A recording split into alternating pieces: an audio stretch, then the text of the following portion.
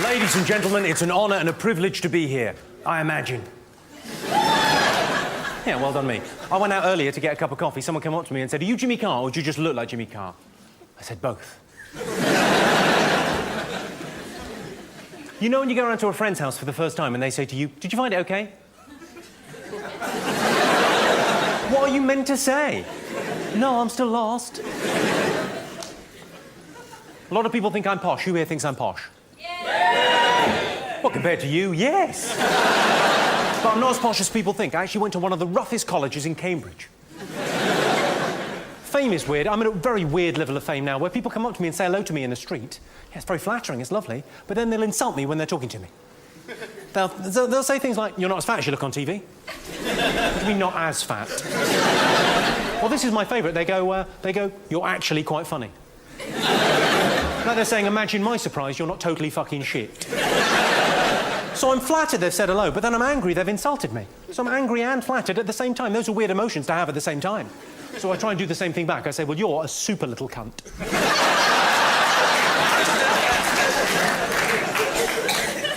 I keep on getting mistaken for Alan Carr. So what I've done is I've stopped sucking men off.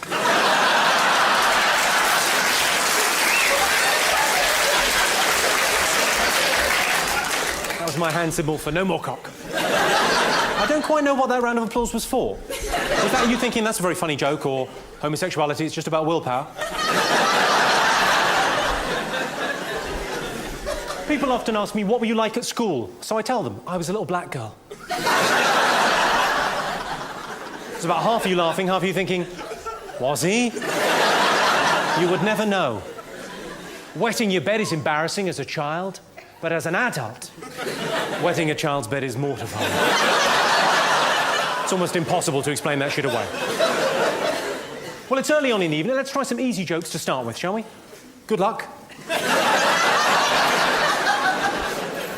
I was in the south of France. I saw a brownie on a school trip. She was holding up a book. It said on the front, "Rough Guide." I thought, yeah, she's not a looker. That's the easiest joke in the show. If you don't get that, you might as well fuck off now, mate. 3% of Britons never leave a tip, and they're known as the weirdos that live at the tip.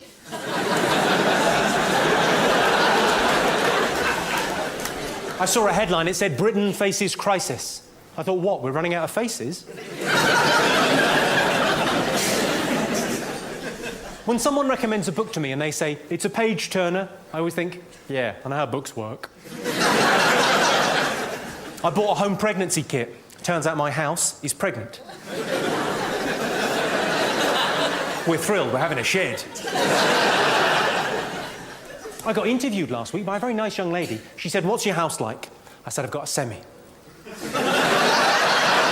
Which would have been fine, but then I showed it to her. And of course, by then, it wasn't a semi. If you ask 10 randomly chosen women how often they wash their knickers, a surprising number answer, "How did you get in here?"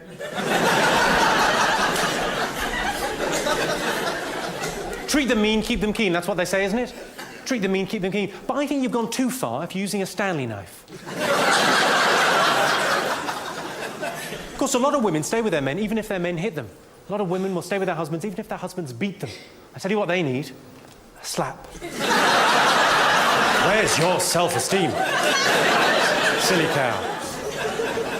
She was tiny.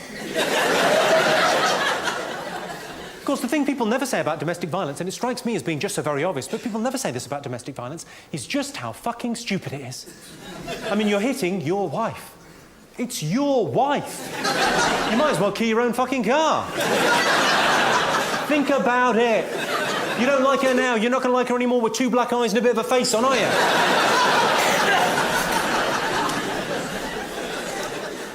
There are places in the country where that's just a joke. I did that joke in Preston. It was like marriage guidance. It got a round of applause. Well, I thought it was a round of applause. It was actually people hitting their wives.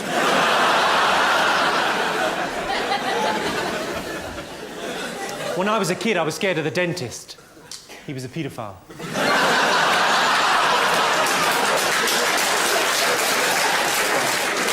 I suppose that begs the question, how many fillings did he give me?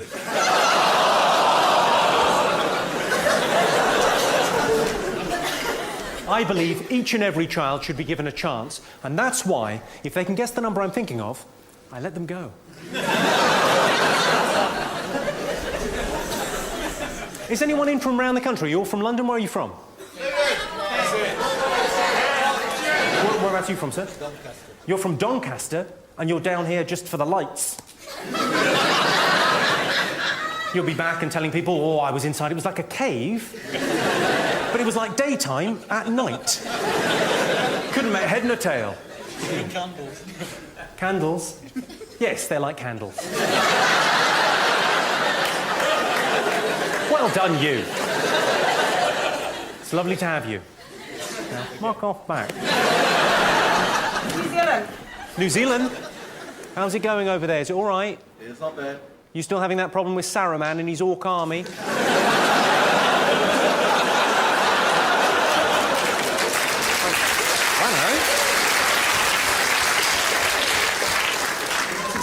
Hello. Sorry, did you just go hello at the end? Where are you from, madam? Dartford. You sound like a man. Where are you from, madam? Dartford. How-o? Sorry, it's like a horrible racist joke from the 70s. How-o? How-o to you? What, sorry? You're from Sevenoaks, but you said hello. That wasn't me. That wasn't you. Why are you talking then? I don't understand. Who said that? Not me. I'm from Sevenoaks.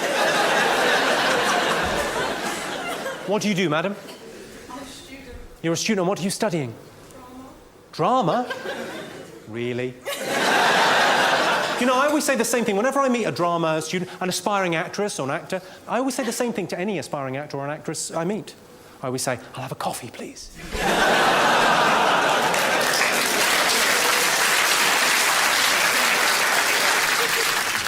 I was in Newcastle recently. I was in the back of a cab in Newcastle, and the cab driver said to me, there's no red light district in Newcastle. Because that's how they talk. If you're in Newcastle for the weekend, it's most disconcerting because you find yourself thinking, well, is everyone trying to start a sing-song and I just don't know the words? There's no red light district in Newcastle. I hadn't asked, incidentally. I hadn't got in the back of a cab in Newcastle and said, take me to the prostitutes, my good man. No, just apropos of nothing, this bloke went to me, there's no red light district in Newcastle. No, I didn't say anything because he was quite a big, tough, Geordie bloke. But I did think to myself, I'll tell you why, no need. Have you been to Newcastle? 2 Bacardi Breezers and the deal is done. It's the kind of town where if you've got money enough for chips, guess what? Great news, you're not going home on your own. There was a nice little smile there. Just as if to say, I'll tell you what I like, chips and cock. Good on you. You know in Big Brother, when they swear, they play in that bird song? I've got so used to that now when Spring Watch is on, I think the Badgers are calling Bill Oddie a cunt.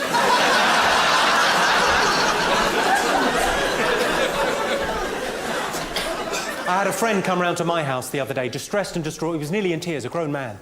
He said, I've got a lump on my testicle. I said, that'll be your other testicle. I got stopped earlier by one of those charity muggers. You know the ones in the high street with the clipboard and the optimism? He stopped me and said, if you give £5 a month, no children will get hurt. It's like a fucking protection racket, isn't it? Speaking of charity, though, the largest charitable contribution in human history was made last year. An American man gave away $32 billion. He was some kind of Wall Street financier, gave away $32 billion to the third world. What an incredible, selfless, wonderful thing to do. But spare a thought for his children. How annoyed would you be? You've done what, Dad? Oh, for fuck's sake. So you're telling me the only way I'm going to get my inheritance now is if I move to Africa and get AIDS? Livid. Have a guess, ladies and gentlemen, how much I give every year to animal charities. Have a guess. 5p. No? 20 grand. Hundreds of thousands. Do you even know who I am? That's fucking optimistic. Fuck all! Fuck all is exactly right. I realise some other people said nothing, but nothing is not the same as fuck all. Giving nothing to an animal charity would be, I'm sorry, I forgot. Fuck all is much more, No. And I'll tell you why I give fuck all to animal charities. It's because there are charities out there for sick and dying children. I don't give anything to them either. But it's the principle of the thing. Those are the charities I don't give to first. You know why they raise all that cash to dig wells in Africa? So when they're finished, they can throw money in and wish for food.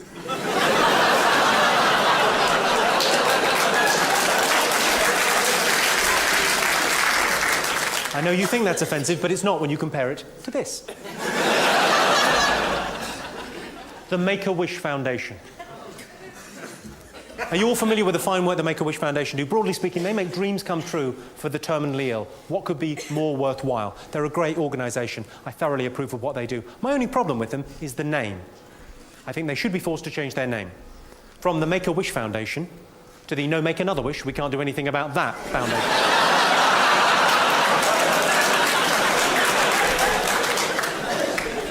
Speaking of which, did you all see that heartbreaking story in the Mirror newspaper last year? Yeah. They ran a campaign... Are you showing off to the other children? Are you pretending you can read?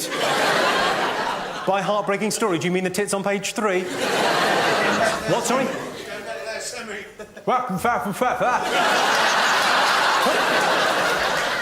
So I'm fine for fruit and veg, thank you.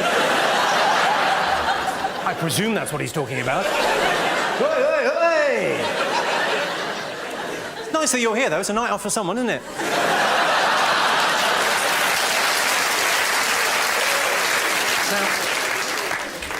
Now, I talked about the Make-A-Wish people. Did you all see this upsetting story in the Mirror last year? It was about a 5-year-old boy that needed a new kidney, otherwise he was going to die. And the Mirror ran a 6-week campaign about this, yeah? I'll tell you the good thing before I tell you the funny thing. That 5-year-old boy is now 6. He got the kidney and he made it, thanks in no small part to the Mirror newspaper. Well done, them. Yeah? But talk about heartbreaking, talk about tugging the heartstrings. Last Christmas, they printed his Christmas list in the paper. And the kidney was on the list. 4th. 4th! There were things he wanted more. Number 3 was a Little Britain DVD. I don't want to sound tight-fisted, but I'd have got him that. There you go, mate, you'll piss yourself.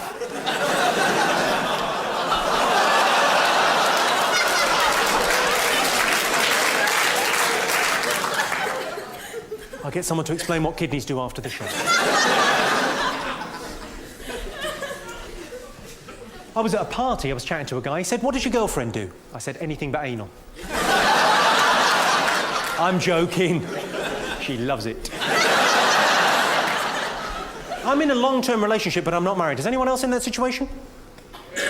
Quite a few, but you're timid about saying, because like me, you'll know, if you're in a long-term relationship but not married, everyone, friends, family, colleagues, acquaintances, everyone feels they can stir it up a bit. As soon as anyone hears, they go, "Have you thought about? You two, have you thought about?" Trying to start an argument between us. I think it's very rude. So whenever anyone says to me, "Have you thought about? Have you thought about? Have you thought about?" I always go, "What, putting a third finger in?" I could give it a go. I'm not sure it's what the relationship is missing. Maybe try the shocker. 2 in the pink, 1 in the stink. That's how that works. Sorry, too much? 2 in the goo, 1 in the poo. There. Nicer for everyone. I don't know what conversation that prompted there. I imagine that was you, madam, turning to him thinking, "I'm glad it's not just you." I had a woman come up to me after a show in Tunbridge Wells. She said, "I found that shocker thing very uncomfortable." Now, I knew what she meant. But I couldn't help myself. I said, "Lubricant." I tried some Viagra recently. Has anyone else tried it? Yes. You have? Well, I admire your honesty there, sir. I tried it because you can now get over-the-counter Viagra. I thought, that sounds powerful. Over the counter, you say? Like a fucking cosh. Did you read the instructions when you tried it, sir? I didn't. You didn't? I did. I take these kind of things seriously because it's a medication. Even though it's a fun medication, it's a medication nonetheless. I was reading on the instructions for Viagra, it says, keep away from children. I thought, what kind of a man do they think I am? That can't maintain an erection with a child.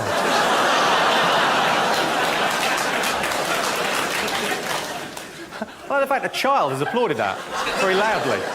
See that? There's a child in a green T-shirt. You are a child, I'm saying, going, yes! Finally, someone that can get hard with me. You fucking maniac. How old are you, sir? Do you mind me asking? I'm 14. You're 14? Right, I can't talk to you any longer. It would be grooming. And are you here with your mum? Oh, Mummy's little bender. I like it. Like it, the man from the telly, talk to me. I'll be checking in with you in a bit.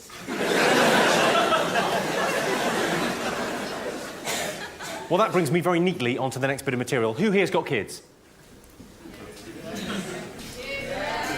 Like, kind of, was that? What, sorry? All right, Jimmy. What? What? What was that? You chipped in with something. Go on, Jimmy. You said, go on, Jimmy. Yes. Oh, right, ironically, slowing things down.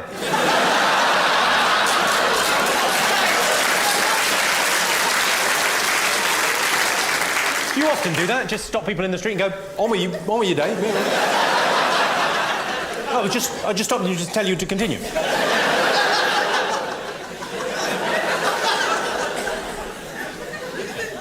No, I don't have kids, but I've got lots of friends that have got kids. They're 5 and 6 years of age. I'll go around to the house, I get introduced.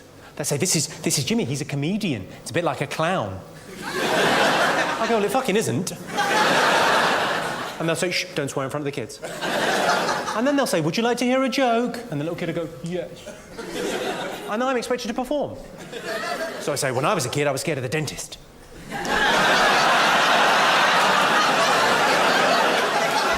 You would not believe the upset. What the paedophile? Come here, I'll show you. So what I've done, I've got some jokes for kids. I've rewritten some classic children's jokes. You'll know the original. Shout out if you do. What do you get if you cross a sheep with a kangaroo? A woolly jumper. I've gone for a genetic aberration that's an insult to both God and man. Where does the policeman live? 999 Lettsby Avenue, exactly right. I've gone for nowhere. He's been replaced by an undertrained and poorly equipped community support officer. Not that I'm having a go at community support officers. They do valuable work. Without them, how would we know where the nearest cash point is? There's one here. What, a cash point? Thanks very much. Are you a community support officer? Hello. How are you? You all right? And where's your beat? East London? You're a community support officer in East London? You're having a fucking laugh. Don't go out there without a gun. Is it fun? Is it? I imagine it's quite a good job, is it? It's not bad. It's not bad? It's all right? Well done, you. There's some jokes about coppers coming up. Remember, they don't apply to you because you're not a real one.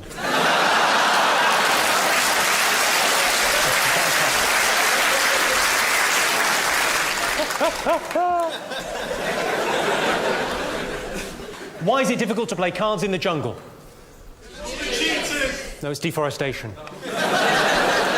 Cheetahs are actually endangered, so that is quite insensitive, sir. What do you call a donkey with 3 legs? Glue. Just be honest with yourselves. If you've got a donkey with 3 legs, you're going to take a picture on the camera phone and then melt that fucker down. What's brown and sticky? Anal.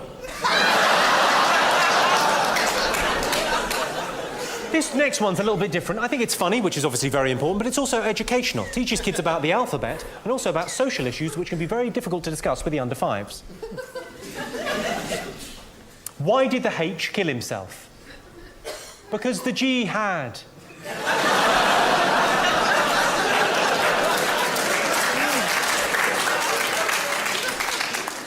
Right, last one of these. What's yellow and dangerous? Shark-infested custard. Shark-infested custard or the discharge from my cock. I'm joking, it's probably fine. Just smells weird. I get reviewed quite a lot, ladies and gentlemen. Journalists come along to the show and they write a little piece. Sometimes I'll look at it and think, oh, it's very nice. And then you'll look at it again a few days later and think, well, you could take that in 2 different ways. I'm going to read some reviews, see if you think I'm being paranoid. The Times said of this show, he couldn't be funnier.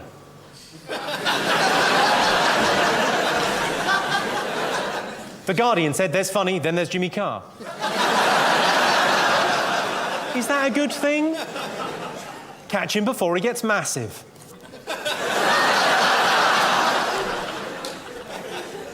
I was doing a gig up in Hull. It was the second day on the tour I was doing in Hull. And on the front of the theatre, they wrote, in massive letters, due to public demand, he's back for one night only. Doesn't that make it sound like the public got together and said, there's only so much of this bullshit we're going to stand for? Of course, we all say stupid things from time to time. I was chatting to a friend of mine, Peter. We're at a wedding. He was chatting about how much he wanted to have children. These are his exact words. He said, we'd love to have kids, but infertility runs in my family. If you don't get that, you should be sterilised. My uncle said, I can't be asked to get my prostate checked. That's an almost Zen-like stupidity. That's so stupid, it's almost brilliant. It's like those big matrix signs you get above the motorway. Do you know the ones, the big matrix signs that say, this sign is not in use? And you find yourself thinking, well, hang on, if that's true, how do I know that? Of course, I'm guilty of a fair amount of fuckwittery myself. I'm often putting my foot in it, getting it wrong. I was at the airport about 6 months ago, got talking to this guy that plays wheelchair rugby in the Paralympics. I'd just seen a documentary about it called Murderball, which is amazing, and I'd seen a bit of it on Sky Sports, so I knew something about it. We got chatting. Transpired in the conversation, I didn't know what the para in Paralympics stood for. Oh, I thought I knew, but I didn't. I imagine a few of you are in the same situation. All have a think about what the para in Paralympics stands for. Stands for is not the right term to use there, actually. Have you all got something in your heads? Any guesses? Spacker? It's definitely not spacker. Any other guesses? Paraplegic, that was my first guess. It's not until you say paraplegic Olympics out loud you realise it's not that, is it? Paraplegic Olympics, hang on, that would just be blow football. Any other thoughts? Paratroopers. Well, like they were all injured during service and they thought we might as well have a sports day. Come on. No. Any other thoughts? Paralytic. Paralytic? Yeah, that's it. There's nothing the matter with them. They're just pissed. They've turned up to the sports day and gone, what? 1,500 metres? You're having a fucking laugh. I had a skinful last night. I'll never make it. I'll have a sit down. You can wheel me round. No. Although there is a legless gag in there somewhere, but we'll leave it. Any other thoughts? Paralysed. Paralysed? No, it's not paralysed either. Paralysed, parallel is the right answer. Well done, you gold star. Big tick. Another couple of... Of course it's the Parallel Olympics when I say it. It's obvious, isn't it? Because it's parallel to the normal Olympics. Probably shouldn't say normal Olympics. It's a minefield, this. Which, ironically, is probably how some of them got there. But it's parallel to the Olympics, and it runs in the same sort of city that they're holding the Olympics in. It's a proper sporting event. Another couple of things while we're on the subject. If you're chatting to someone that plays wheelchair rugby in the Paralympics, and you've seen a bit of it, you're chatting about it, you're being positive about it, don't at any stage, even if you're joking, don't ever refer to it as being like the real robot wars. He laughed, but there was a definite tension. Also, final thing on this, never get confused between the Parallel Olympics, the Paralympics, and the Special Olympics. The Paralympics is a proper sporting event. The Special Olympics is the one where they're all winners. Although you try telling that to the bookies when your little fella comes in seventh. I can see some of you are shifting uncomfortably there. You're thinking, can we laugh at this sort of thing? Let me just reassure you, ladies and gentlemen, during that last bit, no one in a wheelchair has ever walked out.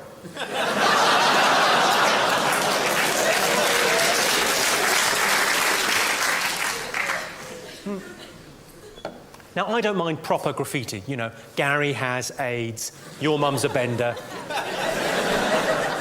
proper graffiti. But I don't like racism, and I don't like racist graffiti, and I've started to fight back. I saw a bit of graffiti last time I was in Felixstowe, written on a wall. Someone had put, "Asylum seekers out." So above it, I wrote, "Asylum seekers in." And below it, I wrote, "Asylum seekers shake it all about." I thought, well, that's cheered up, no end.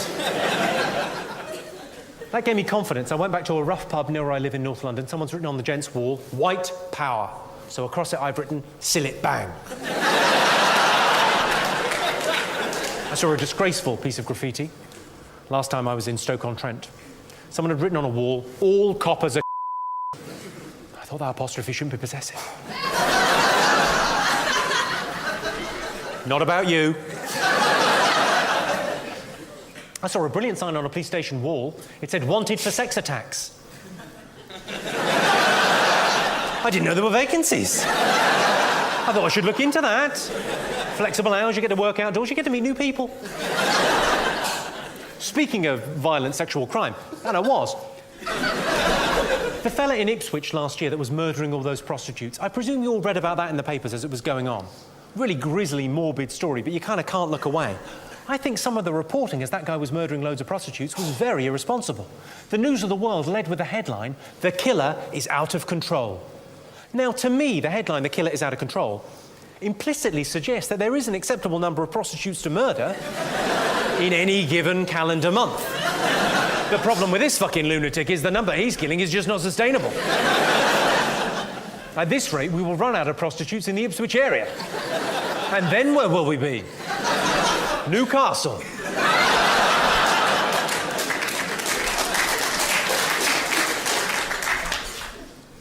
Shall we talk about everyone's favourite member of the royal family? Prince Harry. Come on, the little ginger one that dresses as a Nazi. That's the kind of behaviour we want from our inbred overlords. Now, Prince Harry was meant to go and fight in Iraq last year, but he couldn't go to Basra last July because he's ginger, he would melt.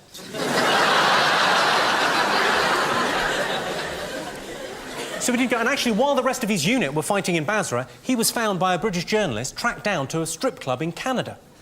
And the journalist went up to him and said, "Are you Prince Charles's son?" He said, "No."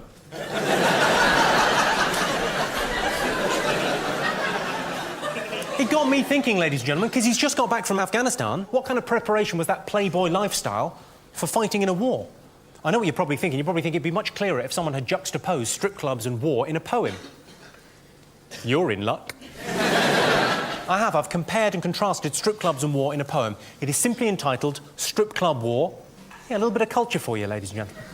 I will read it for you now. Strip Club War. Young men getting slaughtered, bazookas everywhere, privates standing to attention, grabbing their helmets, weapons going off, sobbing men desperately clawing at gashes as bodily fluids dribble out, sweethearts back at home wondering if they'll ever see you again, the number of stiffs growing by the hour, freshly shaven twats shooting at anything with a beard and regretting they'd come, the next generation spilling out of choppers onto hot barren mounds. It's more expensive than you think it'll be when you go in, and the whole thing leaves a mess that'll take years to clean up. And of course, Muslims don't like it. I blame Bush.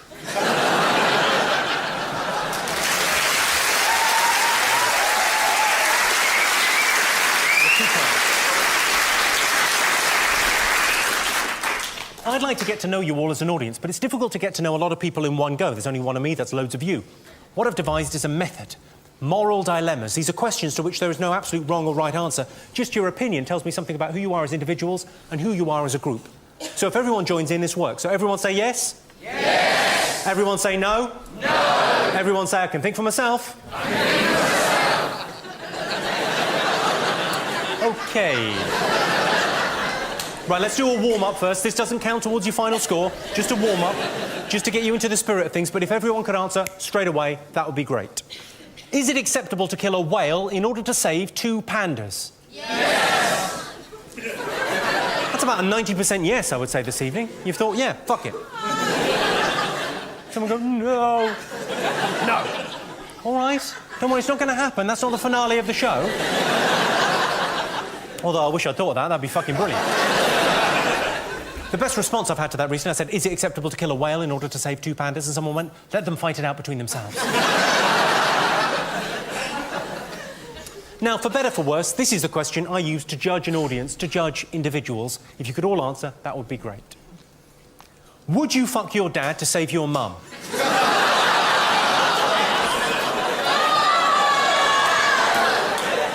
I don't know why you're looking so upset. It's easier for girls. He's ugly. Imagine that being a factor. Imagine thinking, yeah, I would fuck my dad, but he's not a looker. He's let himself go, maybe 5 years ago. What would you, sir? He's there? Oh, hi.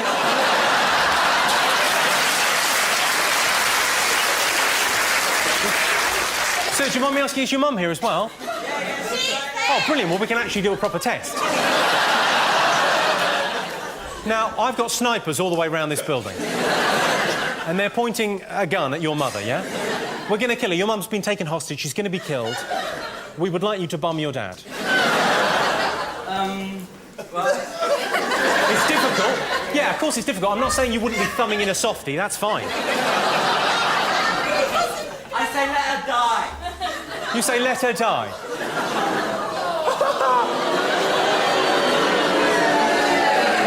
Sorry, hang on. We're not in Norfolk. What are you booing? You're booing a man saying, I wouldn't bum my dad. Just take a moment to think about that. All right, so you've made your decision. Listen to Jimmy. It's all right. It's all right, Mum. It's all right, Mum. Is that your daughter there? Yeah. Same question to you.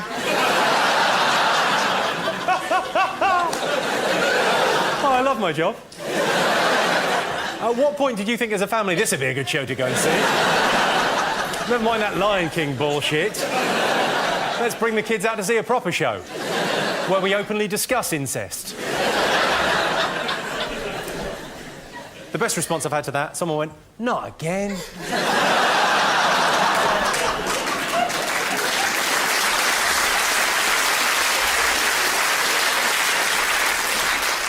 Sex education is extremely important. Telling young kids about the birds and the bees, absolutely key. 3 quick things to remember. Firstly, you should know the children you tell. Secondly, there is a level of detail that is considered too graphic. 12-year-olds don't need to know about women and such. Thirdly, and perhaps most importantly, you should only ever tell them.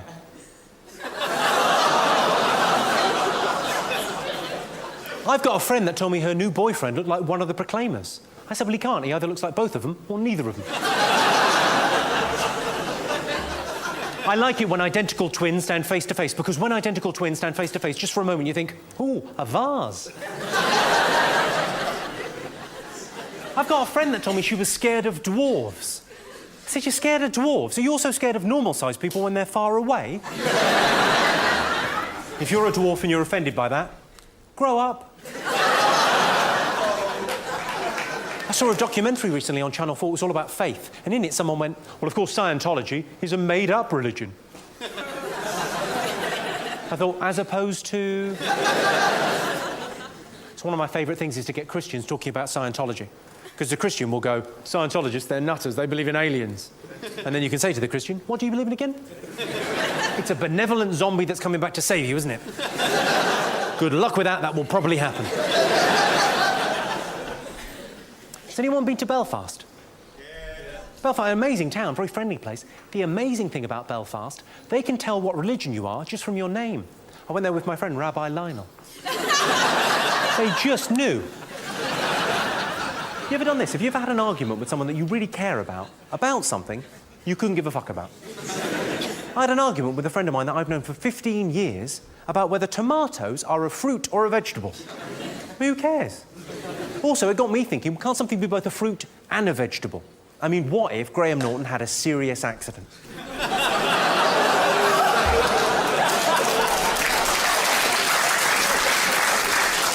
I realise that is a joke about a homosexual man being spasticated.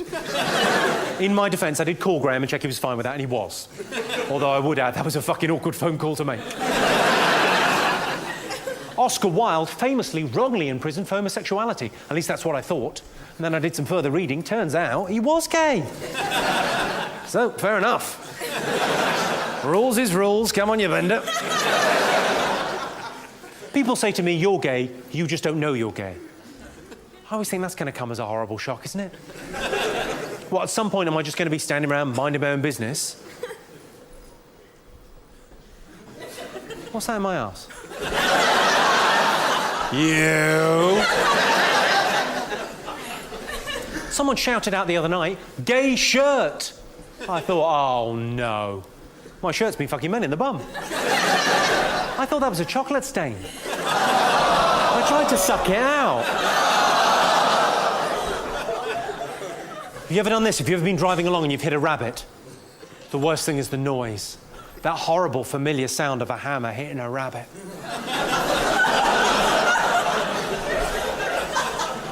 97% of all dangerous driving offences are committed by men.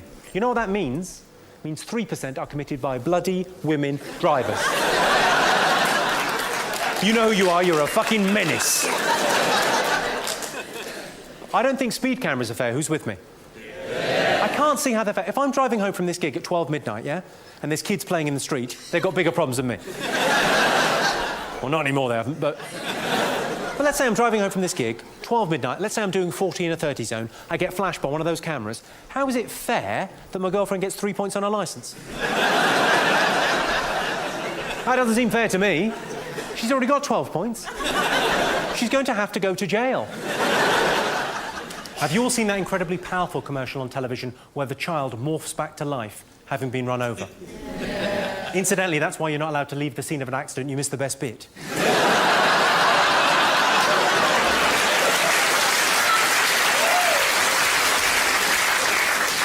That advert clearly states if you're doing 40 miles an hour and you hit a child, there's an 80% chance that child will die. If you're doing 30 miles an hour, there's an 80% chance that child will live. Here's my question. Where's the ad for swerving? That advert's basically the government going, hey, watch out, there's a kid in the road. Slow down, take the edge off. But it must learn its lesson. How old did you say you were, sir? 14. You're 14 years old. Right, and what's your name? Sam. Sam, right. Let's say I'm driving at you, Sam. Okay. At, I don't know, 40 miles an hour. And you run away at 10 miles an hour. It's an aggregate of 30, isn't it? Not only have you given yourself a chance of survival, you've also learnt a little something about maths. It's a win-win. You all right? Do you like girls yet?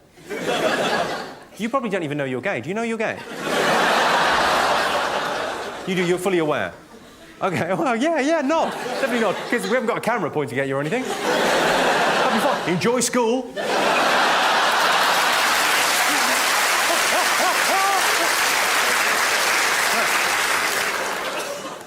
Let's do some improv, ladies and gentlemen. All I need is suggestions from you. Right, I need a historical figure. Nelson. Nelson? Noddy. Oliver Noddy. Yeah, very much a mixed ability group this evening, isn't it? Yeah. Oliver Cromwell, Noddy. Mother Teresa. God bless her. Mother Teresa, amazing woman, wasn't she? Very generous with her time. And although you do look at her and think, yeah, a little bit of moisturiser wouldn't have fucking killed you. So I'm all for helping the poor, but just oil of Ulay, take the edge off that. Fuck me, it's like a saddlebag. She looks like my balls. I'm joking, my balls are in significantly better kit than Mother Teresa's face. Henry, all right, let's go Henry VIII. He's a classic. Let's go Henry VIII, OK? All we know about him was he was a bit, should we say he was aggressive towards women? He did what, sorry? He shagged loads of women? Yes. He was the king. It's not going to be tricky to get a date, is it? Hey, how you doing? I'm the king. Do you want to see me cock? And the crown jewels. Easy. OK, so let's go Henry VIII. I need an accent.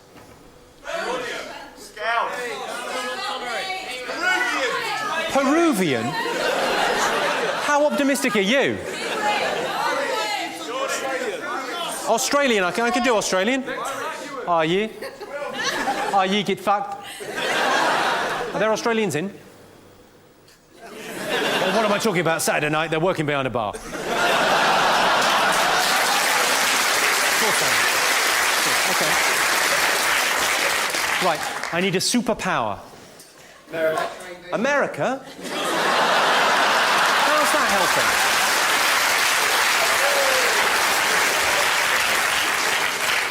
No! Oh. Right.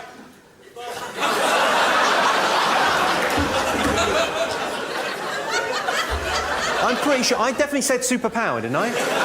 And you definitely said rape. The power to rape for good, presumably, to prevent crime. So someone would have taken hostages, the police would be there, we can't get them out, they're going to kill the hostages. Rape boy. Can you see what you can...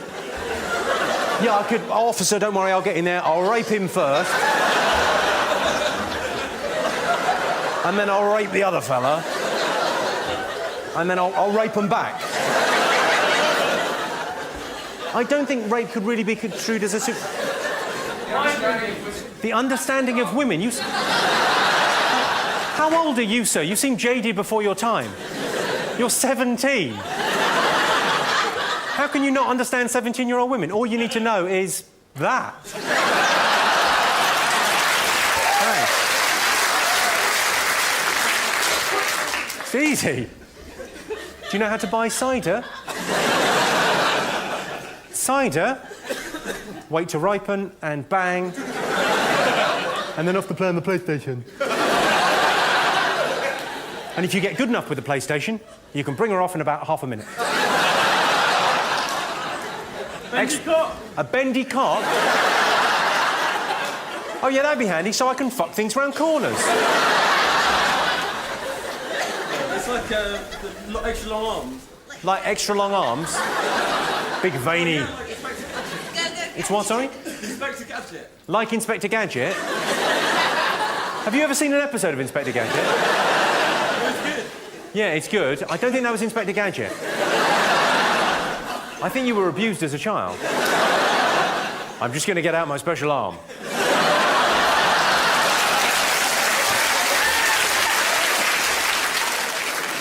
Any other thoughts? Superpower. Read minds. I knew you were going to say that.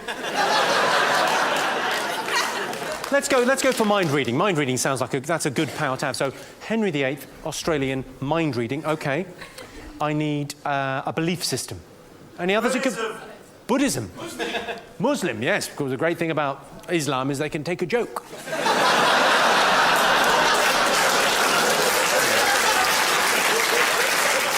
I think I might leave that one for the farewell tour. Go out with a bang, so to speak.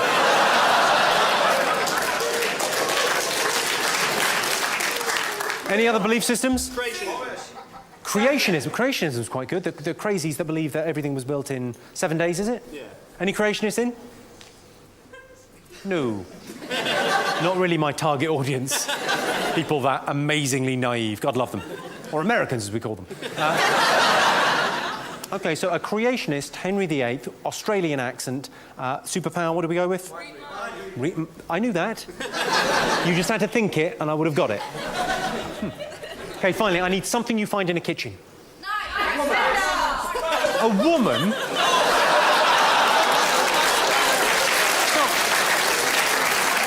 It's not 1974. You can find in a kitchen, a woman. She'll have my tea on. Your mum? Who said your mum? How old are you? Your mum. Your mum's in the kitchen. She'll make you tea and toast if you're nice. Mum. Your mum. That's what we're going for there. OK. Right. So we've got Henry VIII, Australian accent, mind reading. He's a creationist. Your mum.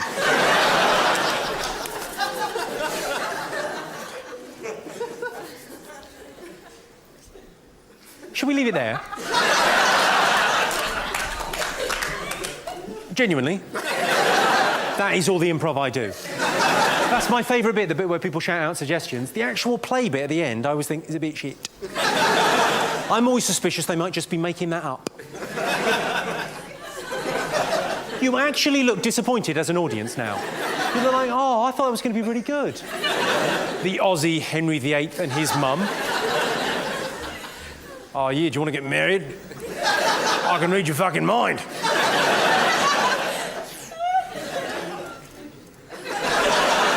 How shit's that? What, sorry? I forgot your mum. All right, there's Henry VIII fucking your mum. You happy now? That's your mum. You happy? Did we miss out your mum? Is she getting fucked by the king? Oh, yeah. All right, Sheila? Yeah, take it, you bitch. Yeah. I know you like it. I can read your fucking mind. You happy now? You all right now?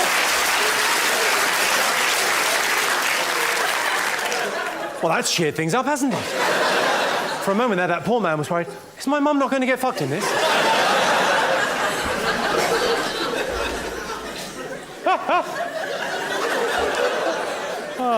Unlucky. I'm much better when I've prepared stuff, ladies and gentlemen, and I was asked last year to write something about being British. I thought, well, my pleasure. I'd like to share it with you now. What makes Britain great is our ability to laugh at ourselves. And when I say ourselves, I mean other people. And when I say laugh, I mean invade.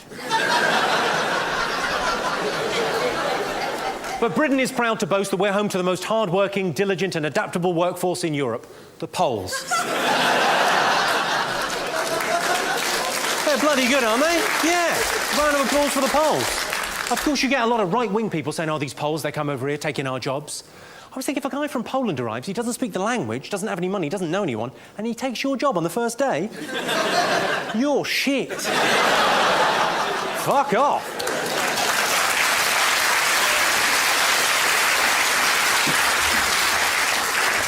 I was in a restaurant the other day. It said on the menu, all our food is made with love.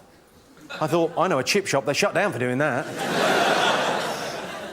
I was in a restaurant with a friend. The waiter came up to take the order. I said, I'll have the fish of the day. And my mate went, oh, I wanted that.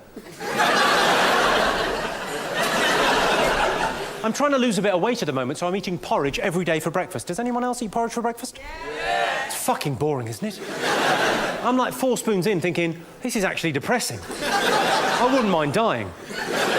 I was so bereft of stimulus when I was eating my breakfast the other day, I read the box of porridge. It genuinely says on the box of porridge, no added colouring. I thought, but it's grey. What, do they think I think they might be adding extra grey? A lot of people don't approve of size 0 models, and they're called fat people. 5% of toddlers are overweight, and they're called waddlers. I've got a friend, she recently went to her GP just for the annual checkup.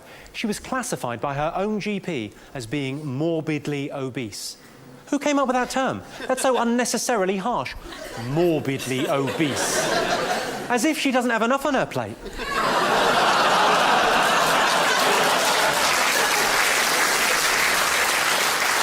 Sounded sympathetic, and then it turns out it was another joke about a big fat fatty. Of course, it goes the other way too. I've got another friend that just lost 6 stone. Well, I say she lost 6 stone, she lost a leg to diabetes. Still, go girl. Slowly and carefully. Of course, there is no need to go on a diet. If anyone's thinking of going on a diet, there's no need. All you've got to do, here's the secret, have a photo of yourself taken holding up a pair of enormous trousers. Doesn't matter how big you are, everyone thinks you made a tremendous effort. Job done. There's always a shot from the side as well. Always with a really smug expression of, look what a fat cunt I was. Of course, there are some clues out there as to why we're getting bigger as a nation. Domino's Pizza is a very good clue. It's a very simple business, supply and demand. Very simple. If we demand something, they will supply it. They're happy to. They now make a double-decker pizza. How did that happen? People must have been phoning up going, hello, is that Domino's? Yes, how can I help you? I like a pizza. We get a lot of that. What would you like as a topping? I'll have another pizza.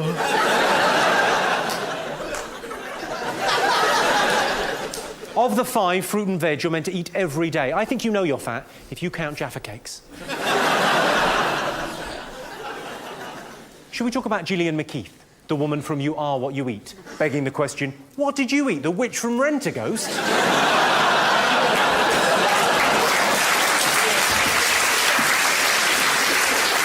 Some people like her, some people don't. I think she's a fucking disgrace. Because what does she do for a living? She humiliates women. She takes a middle-aged woman who's let herself go a bit. She's a bit plump, big-boned. She's not a danger to shipping. She's not hurting anyone, and she humiliates her on national television. Initially, she goes, this is what you eat in a week, you fat cow. She doesn't say fat cow, but you can see it in her beady little eyes. This is what you eat in a week. Has anyone noticed how that table of food she shows the big fat fatty is exactly the same as the one Kerry Katona shows us all in the Iceland ads?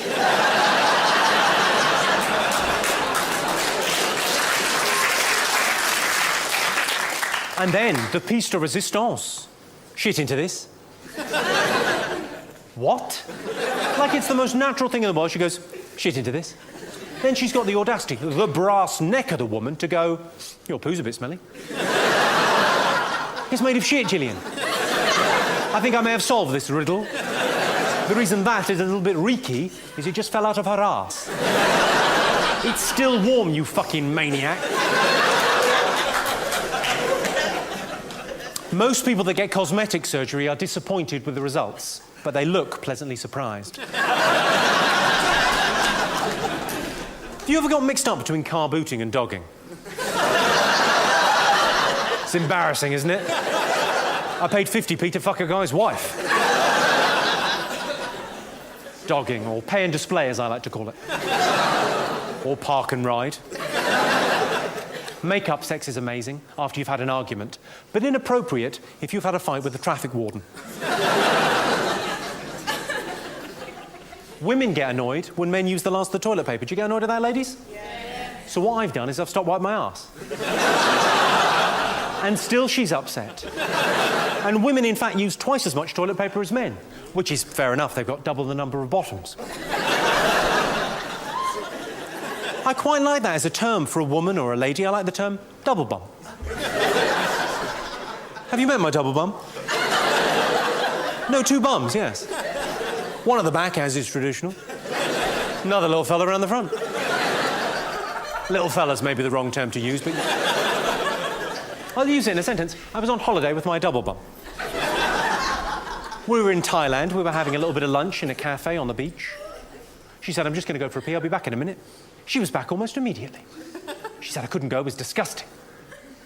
My question is simple. Has that ever happened to a man in the history of the world? Ever? Let's face it, fellas. If we're going for a piss, it is going to happen. The gents could be a pile of rotting corpses yay high. The worst you're going to get from a bloke is you want to breathe through your mouth in there.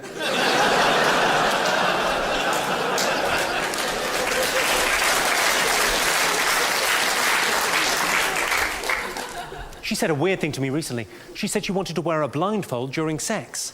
I thought, well, fine. On the one hand, you want to take away one of your senses in order to heighten the other 4, in order to increase the erotic pleasure of lovemaking. Let's give that a go. Sounds fun. On the other hand, I was thinking, what you're really saying is, I will fuck you, but I'm going to have to cover my eyes. Men propose on their knees. Do you know why that is? It's to get them used to asking for sex when they're married. Yeah. It's a weird reaction. Well done, you. Women like to dance with men because women instinctively know if they dance with a man, they'll be able to tell what he's like in the bedroom. And it is quite a good indicator. I tend to dance for about 30 seconds, then have a bit of a cry.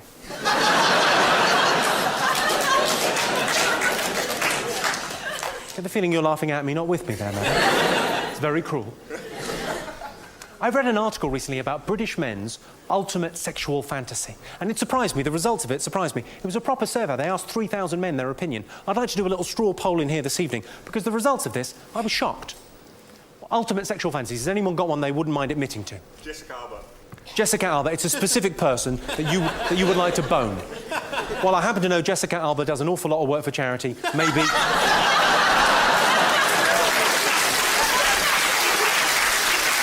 Any other ultimate sexual fantasies? Girlfriend. My girlfriend.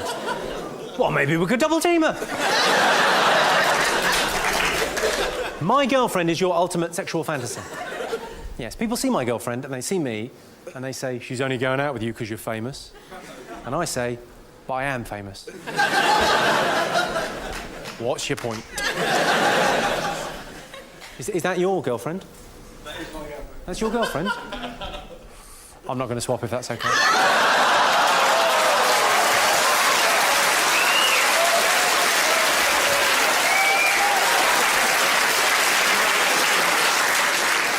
Can I just clarify? You are a beautiful lady, no disrespect to you. But he heckled, I had to put him down, and the only way to get to him was through you. I like the way as well, I suggested your girlfriend wasn't good looking enough, and you applauded. Yeah, you'll be using those hands later on, won't you?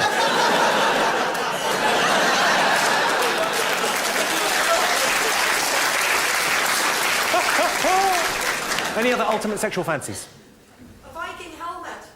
A Viking helmet? What have you got, 2 vaginas? Good, lovely. Any other ultimate sexual fantasies? Schoolgirl? And then you've pointed at your man. Yeah, I think we've got a special term for a schoolgirl fantasy now. We call it pedo. Sorry, sir, what do you like? Schoolgirl teacher. Schoolgirl teacher? Schoolgirl, though, really. Yeah, no, because the specialist term for the schoolgirl you are a pedo. It's good. Look at the positive. You get to be on a list. That's nice. That's nice. Everyone in the neighbourhood knows where you live. That's convenient, isn't it? Do you make her dress up as a schoolgirl? She's done it. Have her washed and brought to my room. I'm joking. Don't wash her. Bestiality! Bestiality. Well, easy. Let's just think this through, because bestiality, a lot of people just write off as a terrible thing. Let's look at both sides. Let's say you fuck a cow, and that could happen. You sound like a nutter. No, let's imagine you fuck a cow. You haven't actually harmed the cow. Cows are fucking enormous. You're not going to trouble it with your tiny cock. But you've probably distressed the animal. Daisy's probably thinking, what the fuck is he up to? On the upside, though, you've had a whale of a time, and if you have a baby with a cow, it'll be a minotaur.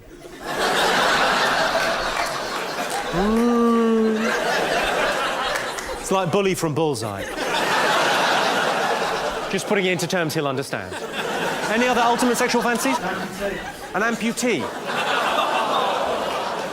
It's not Paul McCartney, is it? I can't see.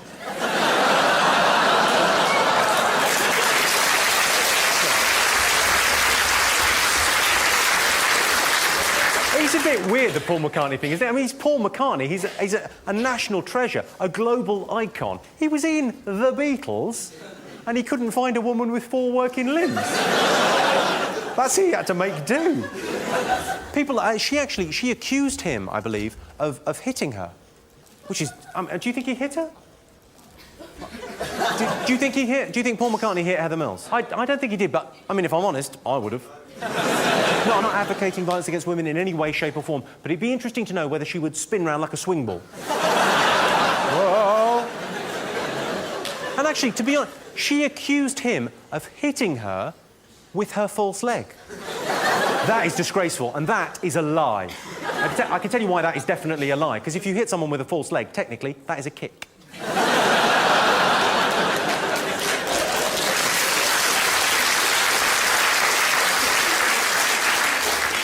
The reason I mention this is because in this article it said that the most common ultimate sexual fantasy, remember, in the UK is to have 2 women at the same time. It got me thinking, well, I mean, I'm not saying it wouldn't be fun to have 2 women at the same time. It is. Thank you, show business. Yes, I tell you what I'd be if I wasn't a comedian. A virgin.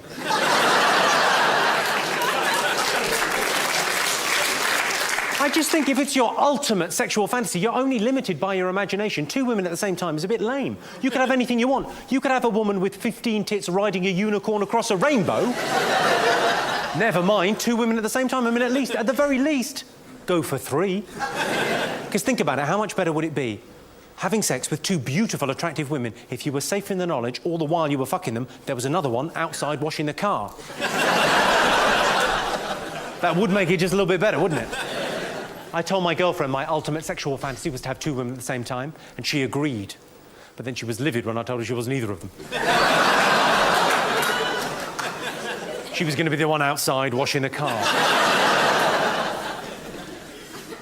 I did have a threesome once. This was many years ago, about 8, 9 years ago. I was seeing this girl. It transpired she had a twin. So I asked. You don't ask, you don't get. I asked, I got. There's a lesson in life. It was fucking brilliant. One of the best experiences of my life, because if anything, her twin was better looking than her, and an all-round great guy. Yeah, you knew something was coming, but you didn't realise it was going to be her brother in her. Are there people in from the West Country going, I don't really get it? Now, I love my job. I love telling jokes to people, but essentially what I do for a living, I'm a jester, I'm a clown, I'm a fool. Sometimes I want to be taken a bit more seriously, so I'd like to take a 5-minute time out from telling you jokes, and I'd like to throw some ideas at you, some thoughts that I've had, ladies and gentlemen. But to help me with this, I'm going to bring on a trio of jazz musicians. What? I am. Can I get some jazz musicians, please? Thanks very much. Appreciate it. These aren't jokes, ladies and gentlemen. I'm just going to throw some ideas at you, some thoughts that I've had. Right. Imagine, ladies and gentlemen, imagine we're sitting in a cafe on the left banks of the Seine. You know, one of those smoky cafes, we're smoking gauloise, we're drinking absinthe, we're just chatting, shooting the breeze, ladies and gentlemen. Just talking about love and life and ideas, thoughts, yeah? Not just jokes, ideas, yeah? Let's have a little bit of jazz, just to set the mood, yeah? Oh, that's lovely, yeah. Maybe a little bit of atmosphere, so it's like a kind of smoky cafe. You know, a kind of smoky cafe? Yeah, a smoky cafe, not a cafe where there's a chip fat fire. Where did we get the smoke machine from? Duran Duran? I look like Heather Mills sitting too close to the fire.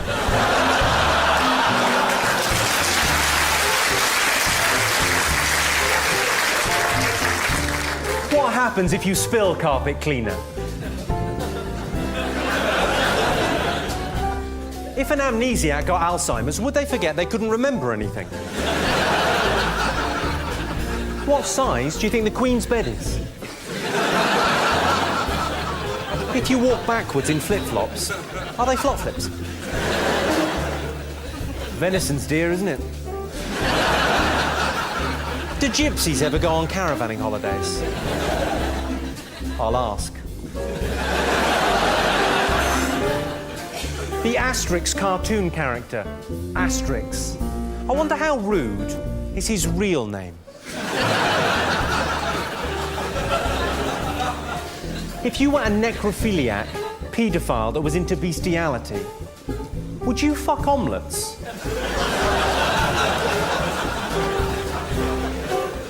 Churches are depressing. I mean, why build all of them in graveyards? My local church is raising money for a giant thermometer. Do you know the best cure for depression? Suicide. The Great Barrier Reef is all very well, but it doesn't seem to be keeping the Australians in. Consider the positive. You're never alone with schizophrenia. If you're schizophrenic and you're offended by that, you can both fuck off. Sometimes at self-service restaurants or buffets, I tip myself.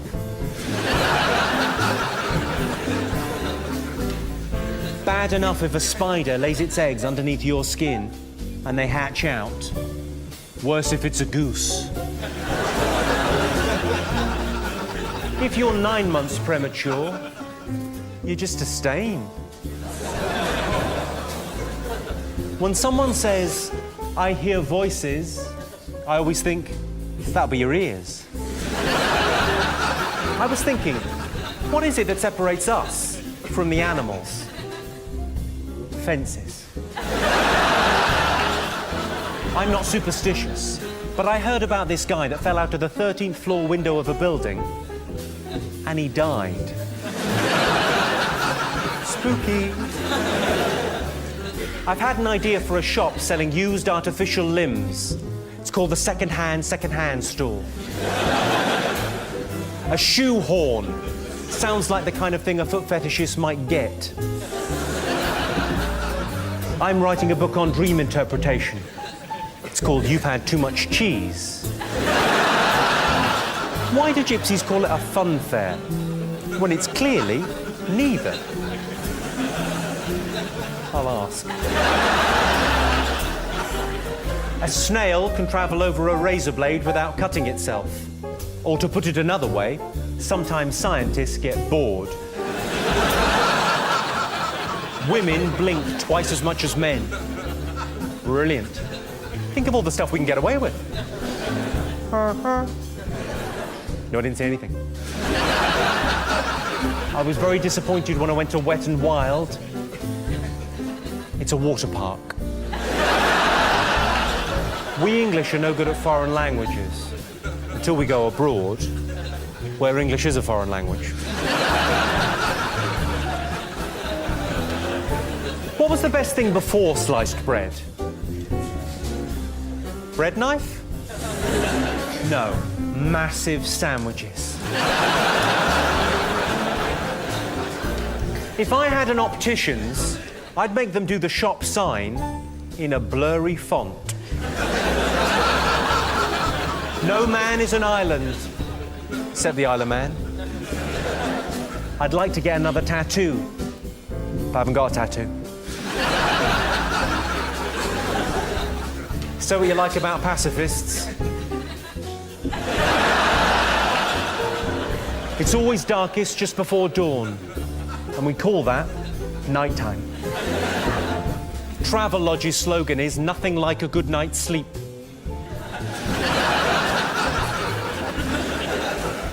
There's a thin line between obsessive and compulsive. It's a hyphen. I was going to leave my body to science, and then I thought, no, I'll leave it to geography. Why do you never hear about anyone being given 5 months to live? Some men never tell their dads that they love them, and I guess that's just because they're not gay. People have skeletons in the closet, and gay men come out of the closet. Do you think that gay men are coming out of the closet because they're scared of the skeletons? Confucius said, how do you know you're a man dreaming you're a butterfly and not a butterfly dreaming you're a man? How do I know I'm not a butterfly? I drove here, you twat. Scientists have discovered a cure for the fear of flying. 22 hours on a coach. I went to see a hypnotist show and I really enjoyed it, which made me suspicious. Right, final thought. I had an out-of-body experience. I was beside myself. Well, that's quite enough of that sort of thing, I think, ladies and gentlemen.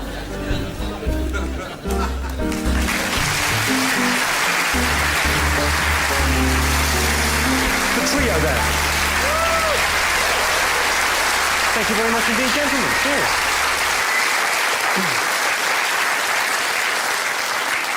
Might be a good time now, as we clear away our jazz trio. God love you for that, it was lovely. Has anyone got any questions for me? Has anyone got any? I've got a criminal record. Have I got a criminal record? Yes, most rapes in an hour.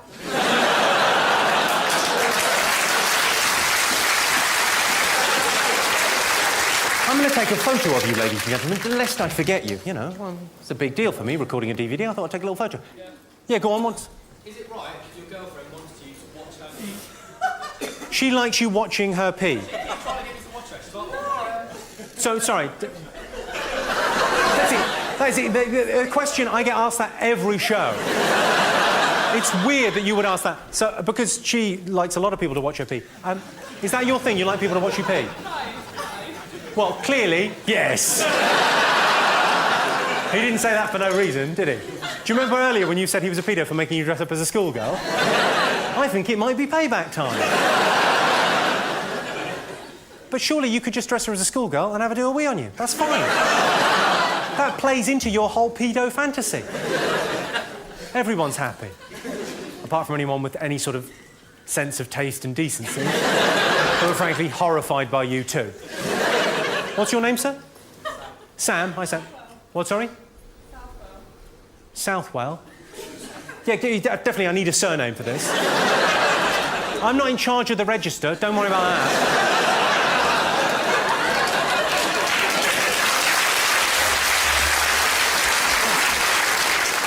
So, and what is it about being watched P that you enjoy? Well, just tell us, we're all interested to know. Well, you do, so... It's not like that. What is it like? Give her a glass of water, we'll all find out.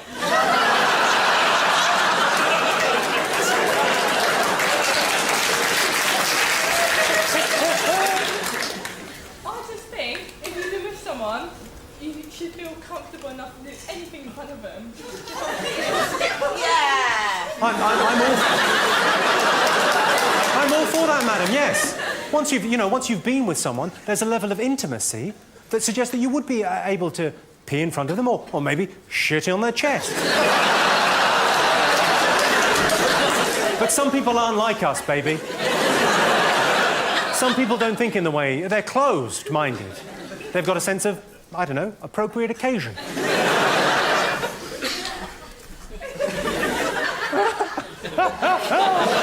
It's all right, we're not taping this for... Oh, no, we are.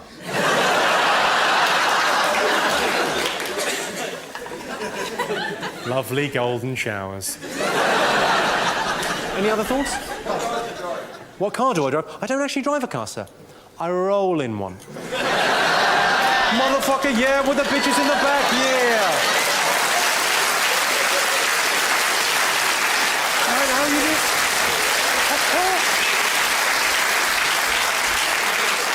Any other questions, thoughts? What's your favourite type of cheese? What's my favourite type of cheese? Knob.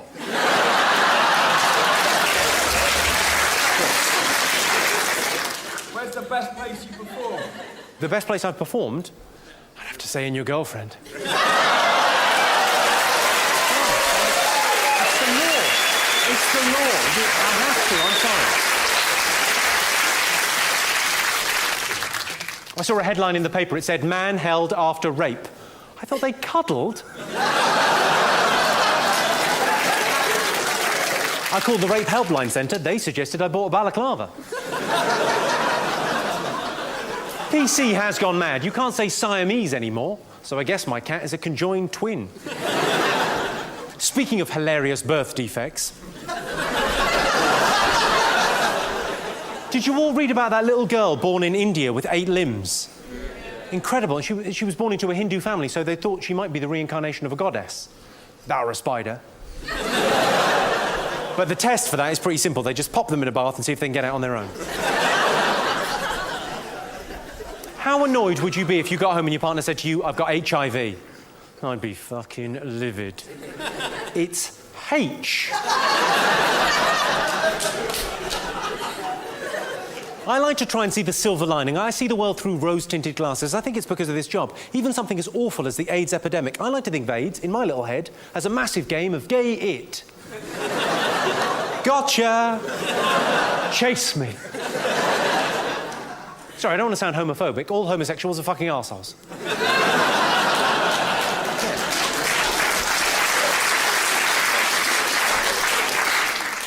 And why not? It's a bloody good laugh. A lot of Americans are still bizarrely touchy about the Twin Towers, but what you have to accept 7 years on is we needed a new Wembley. If you think that's offensive, wait for this. I've had an idea for a money-making scheme. Twin Tower Jenga. That's not even it. The hook is, when one of the towers collapses, you shout, "Jihad!"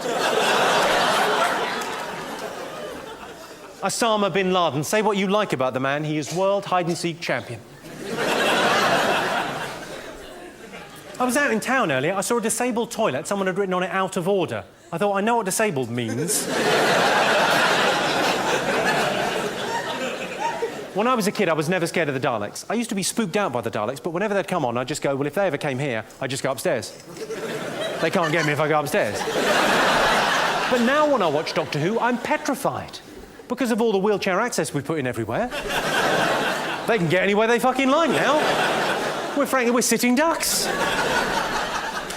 It would be remiss of me, ladies and gentlemen, not to talk to you all about the environment, because that is the big issue, which has upset the homeless no end. A carbon footprint is a metaphor for the mark you leave on the earth as you walk through your lives. Of course, I don't have one, because I drive everywhere. And it is twice as bad if you're Christian, because you've got Jesus traipsing alongside you. I don't think they should have called it global warming. I think they should have called it Earth Toasty. Or Planet Snuggles. Just all sounds too nice, doesn't it? If we don't do something now, we could end up as snug as a bug in a rug. Trying to take global warming seriously, but, you know, what can you do? I'm driving everywhere at twice the speed, so I get there in half the time. And I've stopped eating Fox's Glacier mints. I tell you who I feel sorry for when there's flooding in the UK. I feel sorry for the fire brigade. Because they get 5,000 phone calls a day when there's flooding going, "Is that the fire brigade? My house is underwater." Yeah, we're not really trained for that. That's almost the opposite of what we do for a living. Do you want to give us a buzz back if it catches light? OK, bye-bye. Tell you who annoys me when there's flooding. The guy in the high street in a canoe. Every bit of news footage, there's a guy in the high street in a canoe going, "Have you not got a canoe? Have you got a car? I've got a canoe." Who's that smug twat? And where the fuck is he going? I'm off to Boots. I've never been in a canoe. I should really write a joke about a gay dinosaur dancing.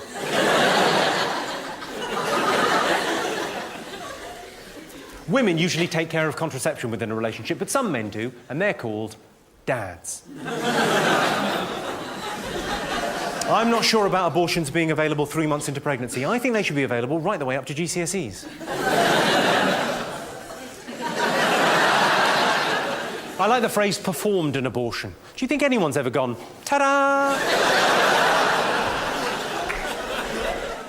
A lot of people are worried that the artificial creation of sperm in laboratories means that men are essentially obsolete now. Women don't need men anymore because they can artificially create sperm in laboratories. What do you think about that, ladies? Yay! Luckily, they keep the artificially created sperm in jam jars. So you still need us to...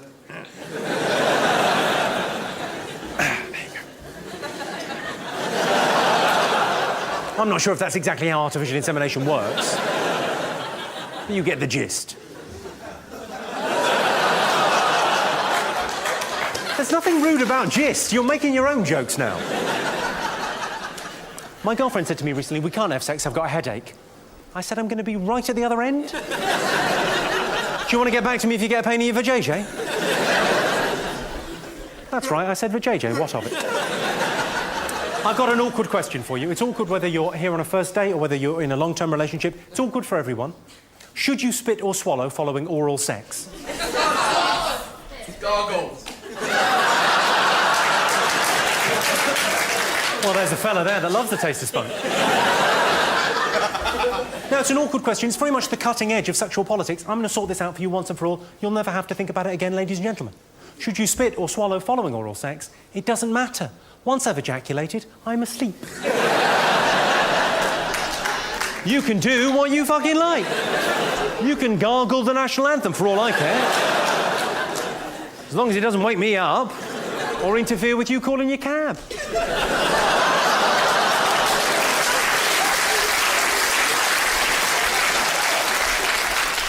I'd like to look at that, please.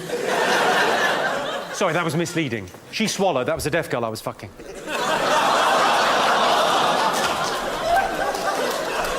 If you've got deaf friends, you should never do the deaf voice.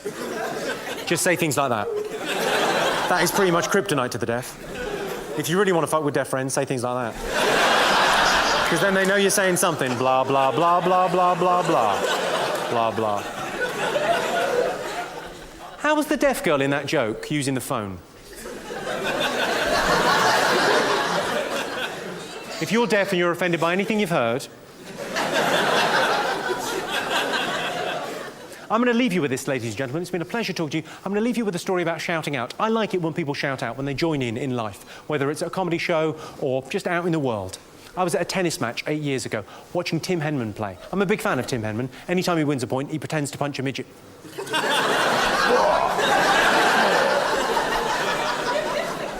Are there any midgets in? I didn't see you, but then that is part of your charm. This guy behind me in the stalls shouts something brilliant out. He waits until Tim Henman's walking in to have his little drink of barley water. You know the way they do. Have about 10 games, they go, little drink of barley water. Lovely. So he's just walking in to have his little drink, and this guy shouts, Tim, there's a bit of shit at the end of your racket. And he looks. And the bloke goes, not that end. No, Jimmy Carr, thank you very much indeed. Cheers. Thank you. Cheers. Thank you very much. Cheers.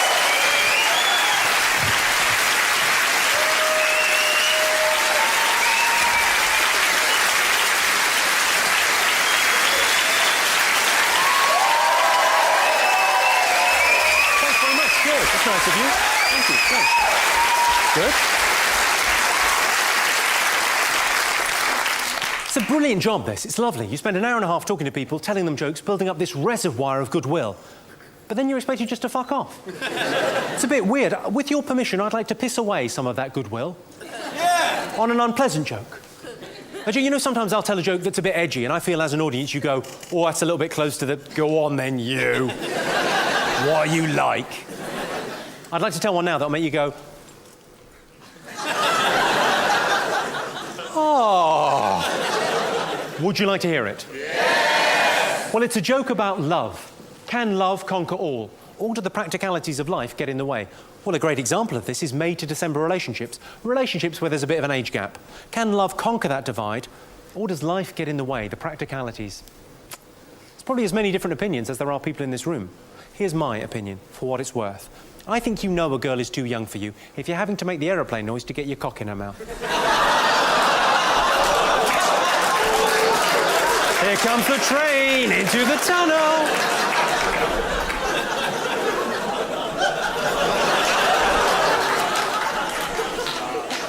There's three things I liked about that joke.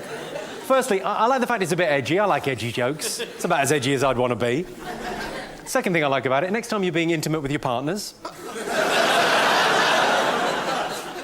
I know you're sat there thinking, I think he's a bit too mature for that. He's thinking, ba-da-da-da, da-da-da-da. Third thing I like about that joke, probably later on tonight, maybe tomorrow or the next day, someone's going to say to you, oh, you were at a comedy show, tell us a joke. I guarantee you that is all you're going to be able to think of. And you'll fuck it up. I was fucking a child in the face. You were what, you fucking maniac?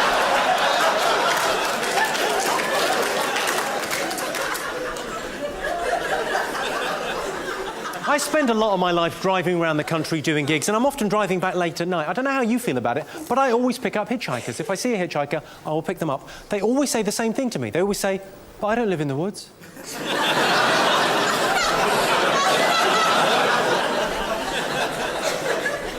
I'd like to end this evening by talking about heckling. I like a bit of heckling. It's great fun when people have come to see your show and they feel they can join in. It's like everyone's friends. It's great. But when you start out in this business, oh my God, it can be cruel. I've got a friend that was doing a support act. And obviously, if you're doing a support act, people haven't paid to see you, they're paid to see someone else, and you're sort of getting in their way. This friend of mine, he's a very funny boy. He was supporting a very famous comedian in Oxford. And someone from the back of the room, as he was halfway through his act, and he was struggling, fair enough, but he didn't need this. Halfway through his act, someone shouted, "You're ruining our evening." Fucking hell. It happens to me all the time. Happened a couple of weeks ago. A guy sitting where you're sitting there, sir, front and centre. His phone went off. Now, everyone's got a mobile phone. Someone's going to leave it on by mistake. It's not the end of the world. Just switch it off. Not a problem. He took the call. So there's me and 2,000 people going, what the fuck is this guy on? He totally confidently, he went, I'm at a comedy show. And then there was a pause and he went, not really. Not really. I'll leave you with this. It has been a pleasure talking to you, ladies and gentlemen. I'll leave you with this. This is the harshest heckle I've ever had to deal with. I was doing a gig in Edinburgh at Late & Live. It doesn't start till 1 o'clock in the morning, so they're all out of their minds on heroin and shortbread.